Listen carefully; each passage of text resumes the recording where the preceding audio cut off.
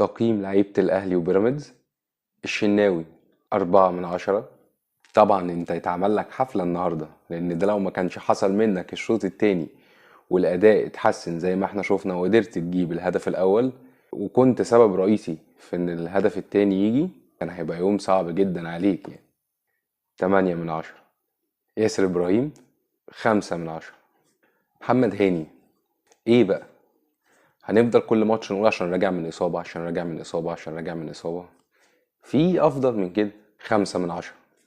كريم الدبيس: كان أداؤه كويس جدا الشوط الأول، والله يبارك له، قدر يجيب لنا طرد من لاعب بيراميدز، لكن الشوط التاني أداؤه قل شوية.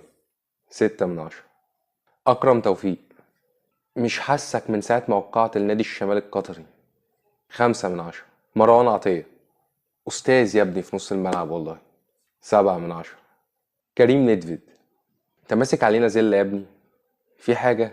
عايزين نشوفك بتلعب كورة، مش أداء خالص يعني. 4/10. ولا أقول لك 3/10. حسين الشحات: 7/10. إمام عاشور: ليه؟ ليه تضيع الفرصة؟ يعني راجعين من 2-0 ل2-2 وضربة جزاء في الدقيقة 90، العب في المضمون. يعني مش وقت بالونة، ايه البالونة اللي انت عملتها؟ مش وقت نفخ بلالين ده، يعني ده مش وقته. هناخد اللقطة وهنعمل فوتو سيشن بعد الماتش لو كنا كسبنا، مش وقته. العب في المضمون، خلص ماتش. مع ان عمل اداء كويس جدا، بس انا شايف ضربة الجزاء استهتر فيها كتير يعني. 7/10. جرادي شار: بص انا متفائل بيك جدا والله، حقيقي، خد قلبي يا ابني والله. 10/10. محمد عبد الله: شايف ليك برضو مستقبل حلو، بس يمكن محتاج ياخد الفرصة. كنت مقلق جدا وقت نزولك بس لقيت العكس، اتمنى بجد ياخد الفرصة فعلا. 6/10.